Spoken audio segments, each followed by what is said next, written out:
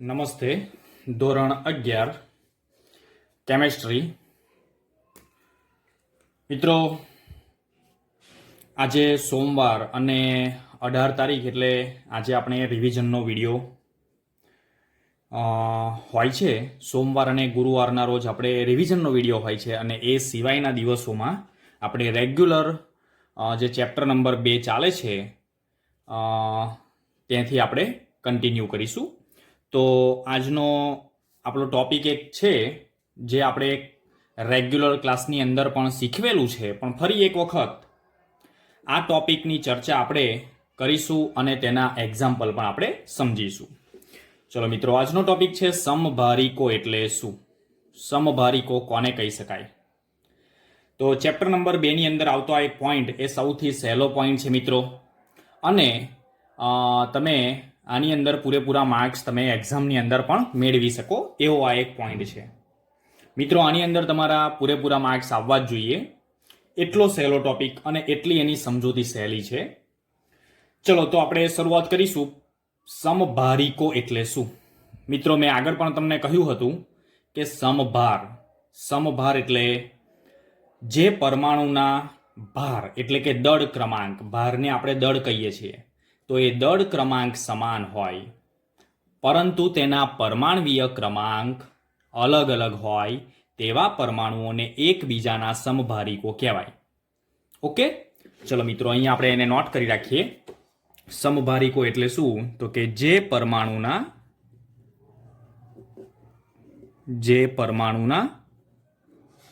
દળ ક્રમાંક કેવા હોય? સમાન હોય અને પરમાણુ ક્રમાંક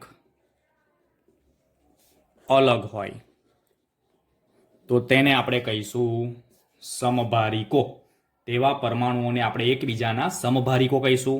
સમભારિકોને આપણે ઇંગ્લિશમાં આઇસોબાર કહેવાય. મિત્રો, ઇંગ્લિશ નામ પણ આપણે સાથે સાથે યાદ રાખતું જઈશું.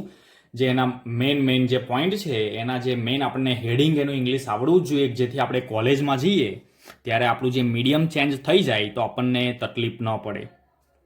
તો એને આપણે આઇસોબાર કહીશું. તો મિત્રો, પરમાણુના દળ ક્રમાંક સમાન હોય અને પરમાણુ ક્રમાંક અલગ હોય તો તેવા પરમાણુઓને એકબીજાના આઇસોબાર કાં તો સમભારિકો કહેવાય છે. હવે મિત્રો, સમભારિકો જુદા જુદા પરમાણુના સમભારિકો મળવાનું કારણ શું? તો મિત્રો, આપણને ખબર છે કે સમભારિકોમાં પ્રોટોનની સંખ્યા અને ન્યુટ્રોનની સંખ્યાના સરવાળો જે હોય છે તે સમાન હોય છે, પરંતુ પ્રોટોનની સંખ્યા જુદી જુદી હોવાને કારણે તેના રાસાયણિક ગુણધર્મો જુદા જુદા મળે છે. ફોર એક્ઝામ્પલ મિત્રો, તમે અહીંયા ઉદાહરણ આપીશ તો તમને ખ્યાલ આવી જશે. ધારો કે કાર્બનના 2 સમસ્થાનિકો છે જેના પરમાણવીય ક્રમાંક 6 છે અને પરમાણવીય દળ 14 છે. નીચે આપણે પરમાણવીય ક્રમ લખીએ છીએ એટલે એને પ્રોટોનની સંખ્યા કહેવાય, અને ઉપર આપણે પરમાણવીય દળ લખીએ છીએ એને પ્રોટોન અને ન્યુટ્રોનનો સરવાળો થઈને મળતું હોય છે. અને બીજું છે નાઇટ્રોજન 7 અને એનું દળ થશે 14. તો મિત્રો, આ એકબીજાના શું છે? આ એકબીજાના આઇસોબાર સમભારિક છે. મિત્રો, આ એકબીજાના સમભારિકો કઈથી ખબર પડે આપણને? તો એના પરમાણવીય દળ જોઈ લો, સરખા છે. અહીંયા પ્રોટોનની સંખ્યા અલગ અલગ હોવાને કારણે સમભારિકો નીપજે છે. એટલે આ બંનેની રાસાયણિક પ્રક્રિયાઓ કેવી હોય? રાસાયણિક ગુણધર્મો બંનેના અલગ અલગ જોવા મળે. તો મિત્રો, આ થઈ સમભારિકોની વાત. ચલો, હવે આપણે બીજી વાત કરીશું, સમસ્થાનિકો. તો સમસ્થાનિકો કોને કહેવાય? તો આના કરતાં બિલકુલ અલગ છે. તો જે પરમાણુઓના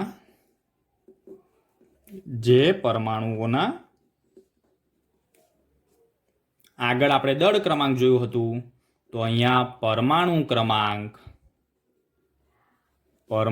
ક્રમાંક સમાન હોય. સમાન શું હોય મિત્રો? પરમાણુ ક્રમાંક હોય. અને દળ ક્રમાંક અલગ અલગ હોય ત્યારે આપણે તેને શું કહીએ છીએ? સમસ્થાનિક. તો દળ ક્રમાંક અલગ અલગ હોય અને પરમાણુના પરમાણુ ક્રમાંક સમાન હોય ત્યારે આપણે તેને સમસ્થાનિકો તરીકે ઓળખીએ છીએ. ફોર એક્ઝામ્પલ મિત્રો આપણે અહીંયા ધ્યાન આપીશું, સમભારિકો શાને કારણે ઉદ્ભવે છે? તો આપણને ખબર છે પ્રોટોનની સંખ્યા અલગ અલગ હોય તેના કારણે ઉદ્ભવે. હવે સમસ્થાનિકો કોને કારણે ઉદ્ભવશે? તો દળ ક્રમાંક અલગ અલગ હોવાનું કારણ શું હોઈ શકે મિત્રો? તો કે ન્યુટ્રોનની સંખ્યા. હા, ન્યુટ્રોનની સંખ્યા અલગ અલગ હોવાને કારણે તેનું દળ અલગ અલગ પડે. તો એટલા માટે આપણે તેને કહીશું સમસ્થાનિકો. જેના સ્થાન સરખા, જેના પ્રોટોનની સંખ્યા સરખી છે, પરમાણુય ક્રમાંક સરખા છે, એને આપણે કહીશું સમસ્થાનિકો. તો સમસ્થાનિકોનું એક આપણે ઉદાહરણ આપીએ તો અહીંયા જોઈએ. ફોર એક્ઝામ્પલ ઓક્સિજન છે, ઓક્સિજનના કેટલાક સમસ્થાનિકો આપણી પાસે છે. ઓક્સિજનનો પરમાણુય ક્રમાંક મિત્રો અહીંયા ત્રણેયનો સરખો લખું છું, કારણ કે ડેફિનેશન મુજબ આપણે જોઈએ છીએ કે પરમાણુય ક્રમાંક સરખા હોય અને પરમાણુય દળ અલગ અલગ હોય. તો તમે ત્રણેય સમસ્થાનિકમાં જોઈ શકો. ઓક્સિજનના 3 સમસ્થાનિક, તે દરમિયાન તમે જુઓ શું સરખું છે? હા, પરમાણુય ક્રમાંક સરખો છે. હવે પરમાણુય દળ અલગ અલગ છે તો એનું કારણ શું હોઈ શકે? ન્યુટ્રોનની સંખ્યા મિત્રો ત્રણેયમાં અલગ અલગ છે. હવે પ્રોટોન અને ન્યુટ્રોનની સંખ્યા કઈ રીતે આપણને ખ્યાલ આવે? હા, તો એ તો સિમ્પલ છે મિત્રો. ધારો કે અહીંયા 8 છે, 8ને શું કહી શકાય? પરમાણુય ક્રમાંક. પરમાણુય ક્રમાંક એટલે શું? તો કે જે તે પરમાણુમાં રહેલા પ્રોટોનની સંખ્યા. હવે પ્રોટોનની સંખ્યા 8 છે તો એ 8 આ 16માંથી આપણે બાદ કરીશું તો આપણને ન્યુટ્રોનની સંખ્યા મળે. તો ન્યુટ્રોનની સંખ્યા કેટલી થશે? 16માંથી 8 બાદ કરીશું તો 8. અહીંયા ન્યુટ્રોનની સંખ્યા કેટલી મળશે? 17માંથી 8 બાદ કરીશું તો 9 મળશે. અહીંયા કેટલી મળશે? 10 મળશે. તો આ રીતે મિત્રો આપણે સમસ્થાનિકો અને સમભારિકોને આપણે અલગ અલગ રીતે વર્ણન કરી શકીએ. ચલો કેટલાક હવે આપણે તેના એક્ઝામ્પલ જોઈએ. તો એક્ઝામ્પલ પણ ખૂબ જ સરળ છે મિત્રો, આપણે એને સમજવાનો પ્રયત્ન કરીએ. ચલો પહેલો એક્ઝામ્પલ છે, નીચેના કેન્દ્રોમાં કેટલા ન્યુટ્રોન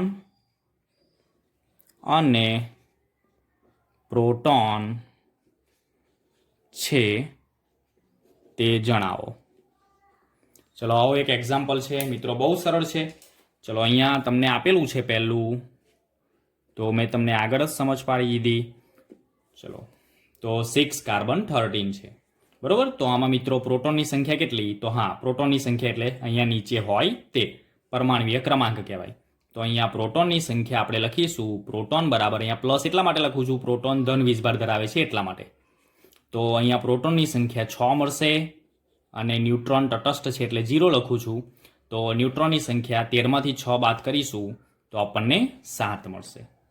તો આ રીતે આપણને આવો એક્ઝામ્પલ 1 માર્ક્સમાં પૂછાય તો આપણને આવડવો જોઈએ. ચલો એક બીજું એક્ઝામ્પલ લઈએ. Fe26 અને પરમાણુય દળ છે 56. ચલો આની અંદર પ્રોટોનની સંખ્યા, હા તમને ખ્યાલ આવી ગયો, પ્રોટોનની સંખ્યા થશે 26 અને ન્યુટ્રોનની સંખ્યા આપણે 56માંથી 26 આપણે માઇનસ કરીશું તો આપણને 30 મળશે. તો મિત્રો આ રીતે આપણે આવો સિમ્પલ એક્ઝામ્પલ આપણે ગણીશું. તો મિત્રો આગળ એક બીજો એક્ઝામ્પલ આપણે જોઈએ. એક્ઝામ્પલ છે તમારા એક્સરસાઇઝનો 2.42નો એક્ઝામ્પલ, મોસ્ટ આઈએમપી એક્ઝામ્પલ છે મિત્રો. દળ ક્રમાંક 81 વાળું તત્વ કે જેનો દળ ક્રમાંક કેટલો છે? 81. એ તત્વ પ્રોટોનની સરખામણીમાં 31.7% વધુ ન્યુટ્રોન ધરાવે છે. તો પરમાણુની સંજ્ઞા આપણે દર્શાવવાની છે મિત્રો. બહુ જ સરળ એક્ઝામ્પલ છે અને બહુ સારી રીતે આપણે એને સમજવાનો છે. તો આપણને સમસ્થાનિક અને સમભારિકની સંકલ્પના ક્લિયર હશે તો આપણને આવડશે 100%. ચલો તો પહેલું આપણને યાદ જ છે મિત્રો કે દળ ક્રમાંક આપણે શોધવો હોય તો દળ ક્રમાંક એટલે કોની સંખ્યા? પ્રોટોન પ્લસ ન્યુટ્રોનની સંખ્યા થાય એવું આપણને ખબર છે. ચલો દળ ક્રમાંક કેટલા આપેલા છે? 81. આપણે સ્ટેપ વાઇઝ ગણીશું મિત્રો, જેથી આપણને થોડી પણ પ્રોબ્લેમ ઊભો ન થાય. તો પ્રોટોન પ્લસ ન્યુટ્રોન. આપણને દળ ક્રમાંક આપેલા છે, બીજું કશું આપણને આપ્યું નથી, ખાલી એક આપણને વિધાન આપેલું છે કે પ્રોટોનની સરખામણીમાં 31.7% વધુ ન્યુટ્રોન છે આ તત્વમાં.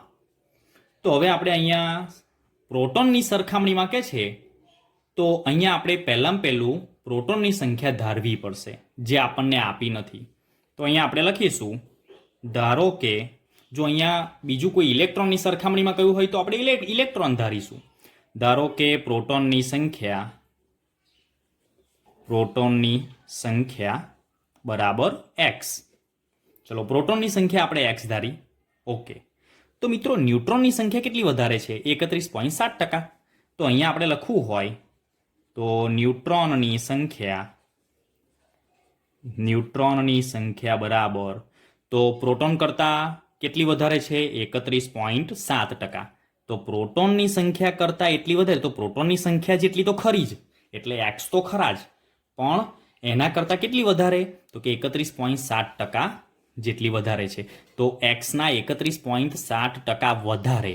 તો એક્સના કયું છે ને? તો એક્સના 31.7% એટલે શું? તો એક્સ ગુણ્યા 31.7 ભાગ્યા 100% છે મિત્રો, એટલા માટે આપણે ભાગ્યા 100 કરવું પડે. તો 31.7% વધારે છે એ આ પદ થયું કહેવાય. તો ચલો આનું આપણે સાદુરૂપ આપીશું. તો એક્સ પ્લસ અહીંયા આપણે સાદુરૂપ આપતા આપણને મળશે 0.317x. ચલો ફરી આનું આપણે સરવાળો કરીશું તો 1.317x, આ 1x અને આ 0.317x, તો ટોટલ કરીશું તો 1.317x થશે. ઓકે, ચલો હવે આપણે અહીં આગળ ન્યુટ્રોનની સંખ્યા મળી, પ્રોટોનની સંખ્યા મળી, જે આ સમીકરણ 1 માં આપણે મૂકી દઈશું. તો જુઓ અહીં આગળ આપણે સાઈડ પર લખીશું. તો સમીકરણ 1 ની અંદર આપણે આ બંને કિંમત મૂકીએ તો 81 ઇઝ ઇક્વલ ટુ પ્રોટોનની સંખ્યા છે x વત્તા 1.317x એ ન્યુટ્રોનની સંખ્યા થઈ. તો જુઓ અહીંયા બંનેમાંથી x આપણે કોમન કાઢી લઈશું. તો 1 વત્તા 1.317. તો આ રીતે આપણે સાદુરૂપ આપીશું. સાદુરૂપ આપવામાં આપણે થોડી કાળજી રાખવી પડશે મિત્રો. તો અહીંયા 2.31x અહીંયા ફરી લખીશું આપણે 2.31x થશે. હવે આપણે x ને કરતા બનાવીશું. તો x ને કરતા બનાવીશું તો 81 ભાગ્યા 2.31 થશે. તો આનું આપણે ભાગાકાર કરીને જવાબ મેળવીશું 34.96, એટલે મિત્રો ઇક્વલ થશે 35. તો મિત્રો આપણને x મળ્યો. x એટલે શું? x એટલે આ કઈ સંખ્યા મળી આપણને? x એટલે પ્રોટોનની સંખ્યા. તો અહીંયા આપણને પ્રોટોનની સંખ્યા મળી ગઈ, બરોબર. હવે પ્રોટોનની સંખ્યા મળી તો આપણને ન્યુટ્રોનની સંખ્યા પણ મળશે. તો જુઓ અહીંયા આગળ આપણે પ્રોટોનની સંખ્યામાં 35 તમે મૂકી દેશો તો ન્યુટ્રોનની સંખ્યા 81 માંથી 35 બાદ કરીશું તો આપણને કેટલા મળશે? 37 મળશે. તો મિત્રો 46 મળશે આપણને. ન્યુટ્રોનની સંખ્યા 46 મળશે, પ્રોટોનની સંખ્યા 35 મળશે અને દળ ક્રમાંક છે 81. ચલો હવે આપણે પરમાણુની સંજ્ઞા લખવી છે મિત્રો. તો પ્રોટોનની સંખ્યા 35 એટલે 35 નંબર વાળું તત્વ કયું છે? તો હા, આપણે ધોરણ 9 ની અંદર શીખેલા છે. તો 35 નંબરનું તત્વ છે મિત્રો બ્રોમિન. તો આપણે પરમાણુની સંજ્ઞા લખવી હોય તો આપણે બ્રોમિન લખી દઈશું. હવે બ્રોમિન લખ્યા પછી આપણે શું કરીશું? પરમાણુ ક્રમાંક એટલે કે પ્રોટોનની સંખ્યા 35 ક્યાં લખીએ છીએ? આગળ નીચેની તરફ, અને ઉપર આપણે તેનો દળ ક્રમાંક લખીશું. તો મિત્રો આ રીતે આપણે એક્ઝામ્પલ ગણવાનો રહેશે. ચલો હવે એક બીજો આપણે એક્ઝામ્પલ ગણીશું. એ પણ આના જેવો જ છે મિત્રો. તો દળ ક્રમાંક 37 ધરાવતો આયન. અહીંયા મિત્રો શું આપેલું છે? પરમાણુ નથી, તત્વ નથી, તો શું આપેલું છે? આયન.